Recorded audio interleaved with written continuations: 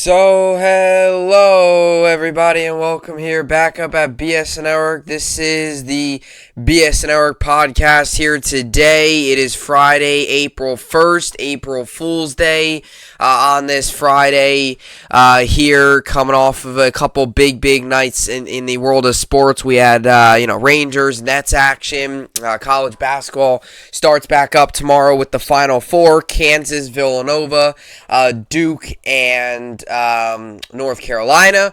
So those should be good games to look forward to tomorrow. And apologize for not being able to do a pod the past 2 days. Schedule, like I said, this time of year for me with baseball schedule's kind of been pretty not hectic, but definitely a little crazier than usual. So it's definitely been a little tougher for me to get some pods in. But whenever I'm able to get them in, I'll get them in for you guys and produce as much content as possible. I try to get them in every day. Some days I'm able to, some days I'm not. Today's one of the days where I'm able to get one in. We'll get one in and get you into the weekend and get you ready for all the great sports that are on. Coming off of last night, it was a frustrating night as a Brooklyn Net fan. You blow a lead, you're winning. You're winning for the majority of the game, and you blow a lead late. And, I mean, just you go into overtime, it's just foul call after foul after foul. Just free throws. It was frustrating. And last night's one of those wins when you look at the playoff picture, when you look at teams like the Hawks, you look at teams like the Raptors, you look at teams like the Hornets, the other teams that we're fighting with, the other teams that we're battling with, those are the type of wins you need to have. The wins that you're up by 7 with a minute left and you should win that game. There is no excuse for the Nets' loss last night, and it's awful. And they'll be back in action tomorrow, and tomorrow is a massive game.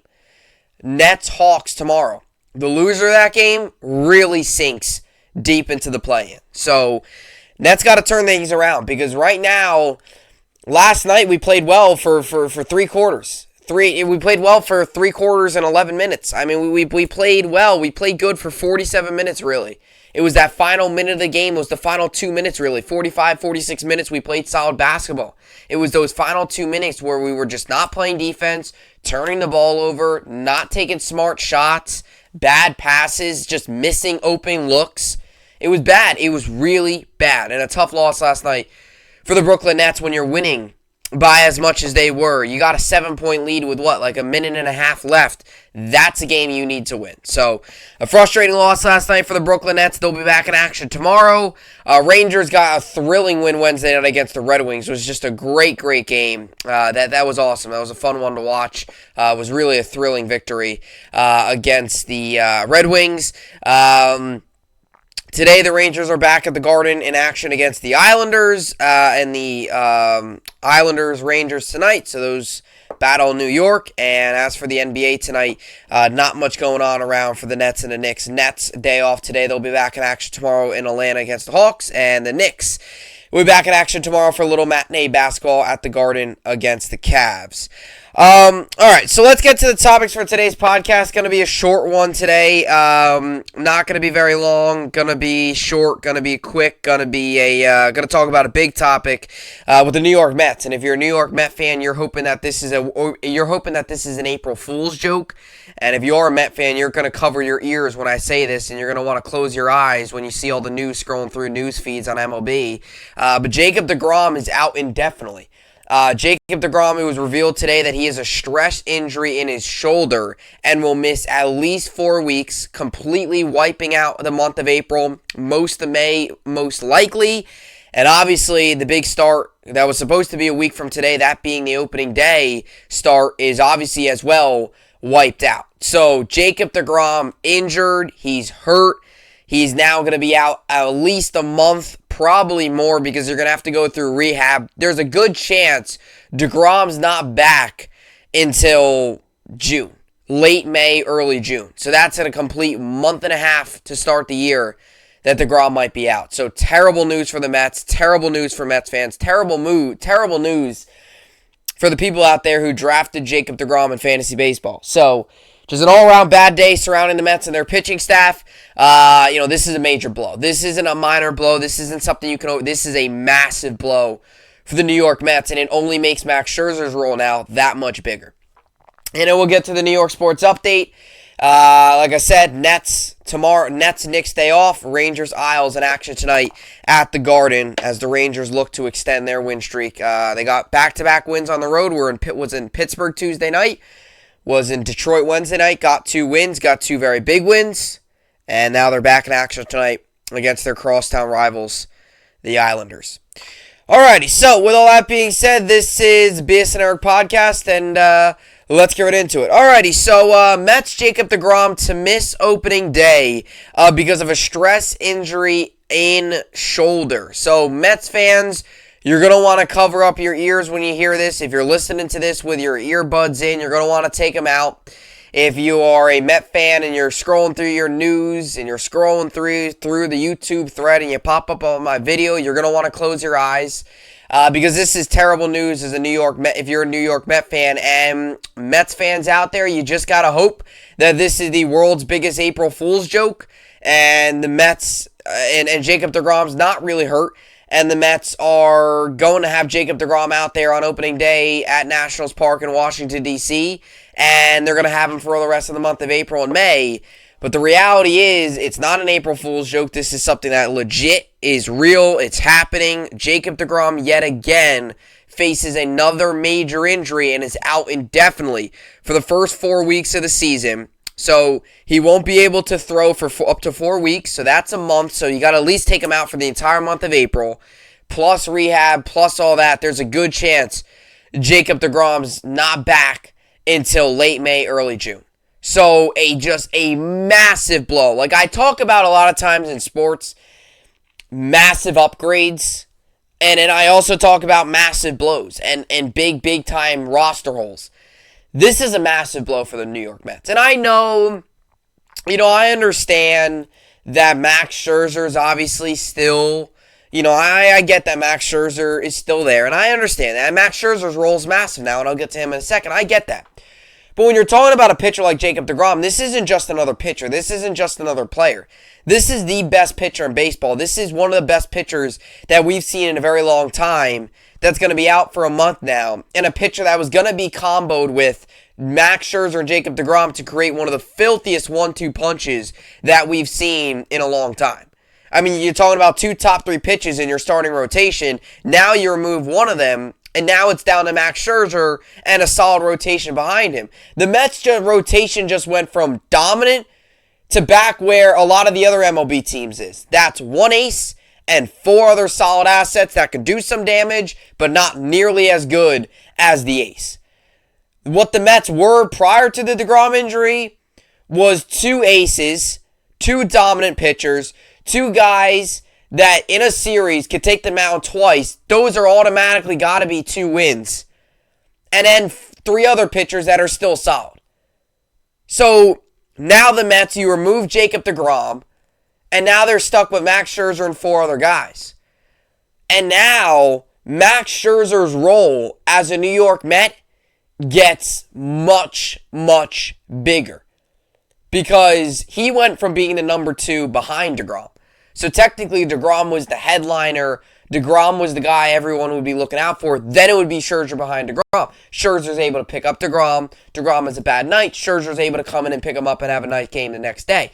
Now Scherzer has got to be dominant. Now Scherzer's got to be the elite pitcher for at least a month and a half, 2 months into the season. And now as a Met fan, if you're a Met fan, you just got to cross everything. You just got to pray to the baseball gods that Scherzer is able to stay healthy. Because now you have one domino that has fallen. If another one falls, you're in for a really rude awakening come June if you're 15 games below 500 and your pitching's awful. So a massive loss for the Mets. And now Scherzer's role, they paid him all the money. They gave him a massive AAV record-breaking per-year deal that's just unbelievable. Now all that money is officially now being put all into one guy. And it's like now everyone in the rotation has to step up a level. Scherzer's got to step up. Carlos Carrasco's going to have to step up. Taijuan Walker's going to have to step up. Pratt Bassett's going to have to step up. Every pitcher in that rotation now is going to have to step up a little bit. Because you lost one big guy, now everyone's going to have to step up a little bit and play a little bit of a bigger role. So one guy falling affects your entire rotation. And this isn't just one guy. It's Jacob deGrom we're talking about.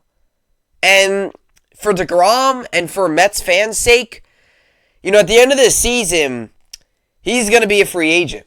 He's going to probably test the market. He's probably going to be out there. Teams are going to give him offers. I mean, why wouldn't you, for the best pitcher in baseball? But you got to wonder now with the Mets, and I know I'm thinking way ahead, but if he's going to miss the first 2 months of the season and not return until June, that's a lot of time.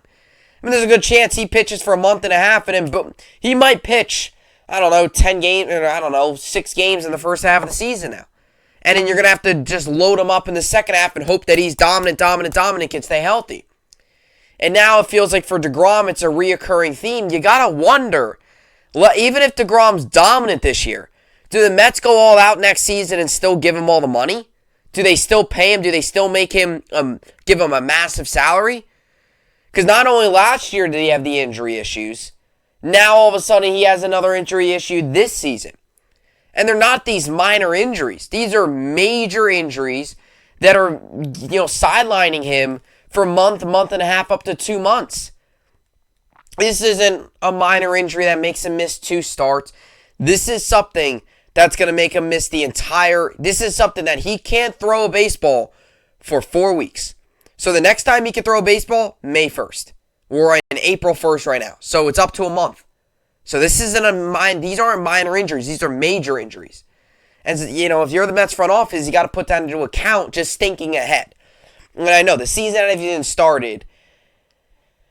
And I don't, when I was writing down the stuff, some of the points I wanted to get to talking about this, I know the season hasn't started yet, and I know I'm thinking way ahead, but it's the truth. Because there's a good chance when deGrom returns, we're going to be in June. So we're going to be in the stretch of the season where you got games every night, boom, boom, boom, boom. It's kind of just the grind of the season. That June to August range is just the grind of the season. Night in, night out, game after game after game. deGrom, there's a good chance, doesn't come back until then. And you got to think there's a ramp-up period too. So, let's say this. Let's say best case scenario, he comes back pitching first week of May. He's able to throw a little bit. That's light throwing. That's not first week of May, he's come back, boom, he's in spring, he's in AAA games and pumping 90s, and we'll be back a week after that. That's just first week back. You got to test your arm, make sure it's okay. You could throw, make sure there's no pain, get evaluated, and then you could start doing some, little bullpen stuff. So that in itself is like a month and a half. Then he's got to do some rehab games. So he probably does not come back till June, because I've always said this in sports. Whenever somebody's injured, you always have to add on another layer. Like always just a little bit of a layer. You can't expect, deGrom's out a month, he'll be back. He'll be back May. He'll be back first week of May. You can't expect that. You always got to add a little bit more on, especially depending on how the rehab's going. If a couple weeks from now he finds that it's not getting better, or pain's getting worse, or he comes back and he throws and it just doesn't feel right. And you just got to hope, as just a baseball fan too, because I've always said this. I've always really liked deGrom.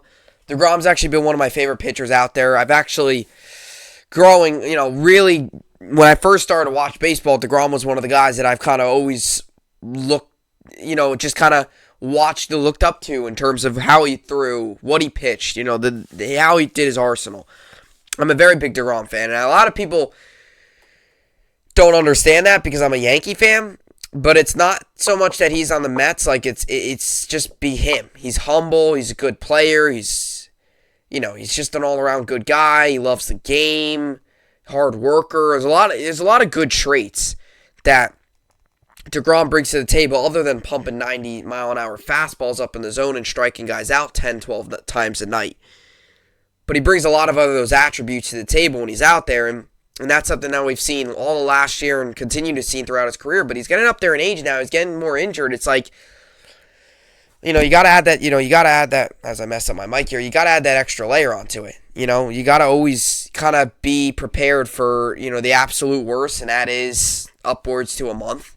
And you got to be prepared for the absolute best, and, upwards to 2 months, and you got to prepare for the absolute best. And he's back early to middle of May.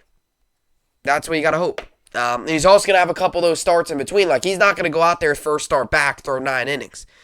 He's probably going to be on a pitch limit. So, all these things go into consideration. Huge blow for the Mets, especially for a team you go out, spend all the money, you bring in deGrom, you bring in Scherzer rather, you already have deGrom, added to already the team that you had. Like, there's so much energy, so much excitement. You're a week away, and now it just takes, I feel like it just takes a lot out of that team.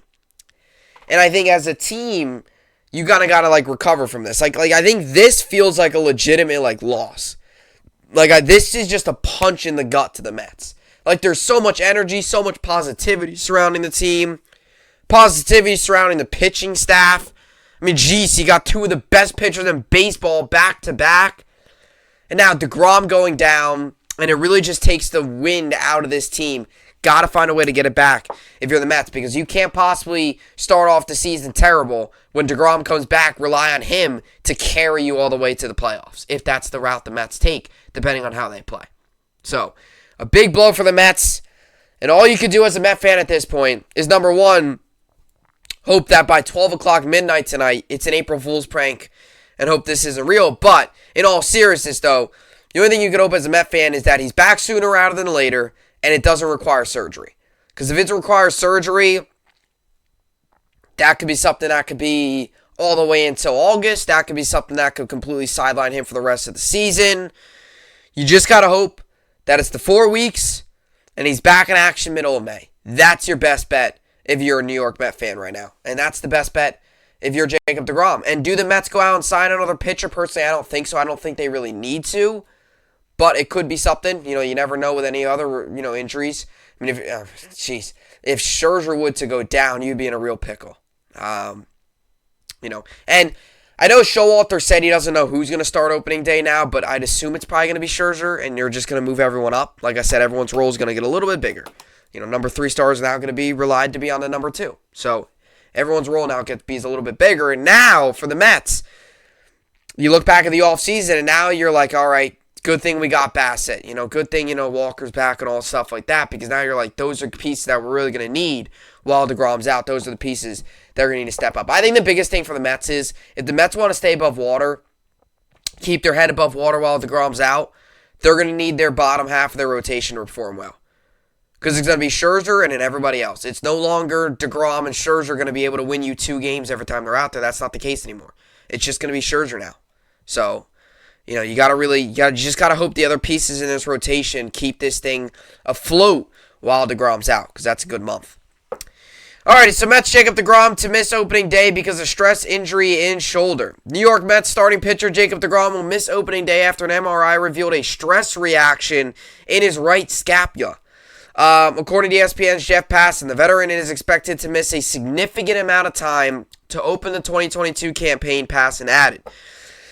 The Mets confirmed the news on social media. So this is what the Mets tweeted today on social media. They released a statement saying, Jacob deGrom underwent an MRI today that revealed a stress reaction on his scapula that has caused inflammation in that area.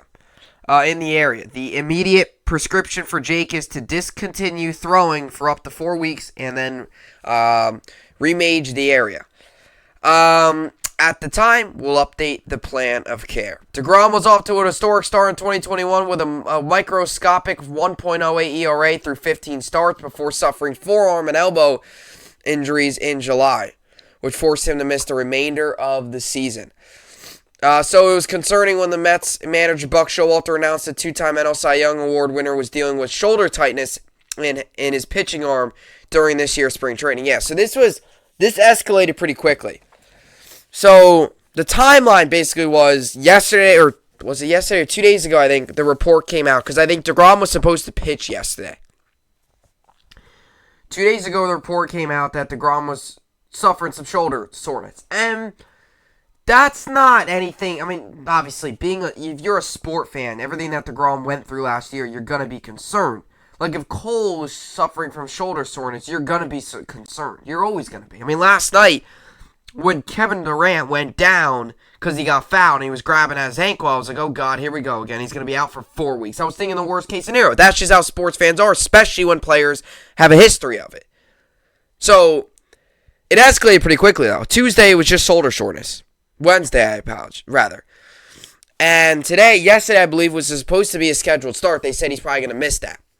Today he gets the MRI, 9:30 a.m. Eastern, and now he's out. So he really escalated quickly. And it could have been something that maybe Wednesday he felt it, Thursday he got up, didn't feel good. Boom, get him in an MRI today, and obviously it's much major than I think a lot of people expected at first.